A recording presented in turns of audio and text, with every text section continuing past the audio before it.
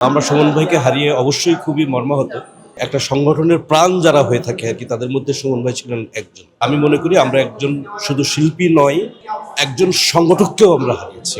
এইখানে আমি শুধু একজন যে শিল্পী হিসেবে বলবো এরকম না আর কি। শিল্পী হিসেবে যতটুকু বলবো তার থেকেও সংগঠক হিসেবে আমি একটুখানি বেশি বলবো। আমি প্রথম শিল্পী হিসেবে যেটা বলতে চাই যে আমাদের ছোটবেলা সুমন ভাইয়ের যখন শুরু, তখন আমাদের তরুণ বয়সে সেই সময়ে এরকম একটা সুদর্শন ভারী কণ্ঠের অভিনেতা নায়ক হয়ে যখন আসলো, তখন আমরা নতুন একজন নায়ককে দেখলাম আর কি। সেটা একটা এক্সপেরিয়েন্স, দুর্দান্ত এক্সপেরিয়েন্স। তারপরে যখন আস্তে আস্তে ঢাকা শহরে আসলাম ইন্টারমিডিয়েটের পরে, তারপরে সুমন ভাইকে আমরা আরও বেশি কাজ দেখলাম, তার সম্পর্কে জানলাম যে একজন জাত অভিনেতা বলতে যেটা বোঝা যায় আর কি, যে একটা শিল্পের, অভিনয় শিল্পের সমস্ত কিছুতে যার ইনভলভমেন্ট ছিল, সেরকম একজন ব্যক্তি হচ্ছে সুমন ভাই।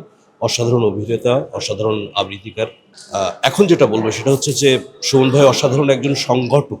এই সংগঠকটার উপরে কেন প্রেশার দিচ্ছি যে আপনারা জানেন যে এখনো পর্যন্ত উনি মৃত্যুর আগেও অ্যাক্টর সিকিউরিটির সহসভাপতি ছিলেন উনি।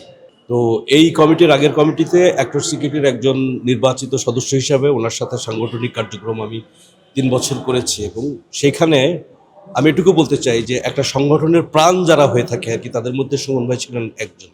আর 3 বছরের কাজের অভিজ্ঞতা থেকে আমি বলছি যে এই টেলিভিশন ইন্ডাস্ট্রি বা এই শিল্প পরিবার যেভাবে একজন অভিনেতাকে হারিয়েছেন, একজন গুণী শিল্পীকে হারিয়েছেন, ঠিক একইভাবে একজন সংগঠককে হারিয়েছেন আর কি। এটা খুব ইম্পর্টেন্ট আমার কাছে একজন সংগঠক হিসেবে। তো আমরা সুমন ভাইকে হারিয়ে অবশ্যই খুবই মর্মাহত। মানুষ অনেক আশা না করেই যে বিয়োগান্তক ঘটনাগুলো ঘটে, তার মধ্যে সুমন ভাইয়ের চলে যাওয়াটা কোনো রকম প্রস্তুতি ছাড়াই, এটা আমাদের জন্য খুব বেদনা।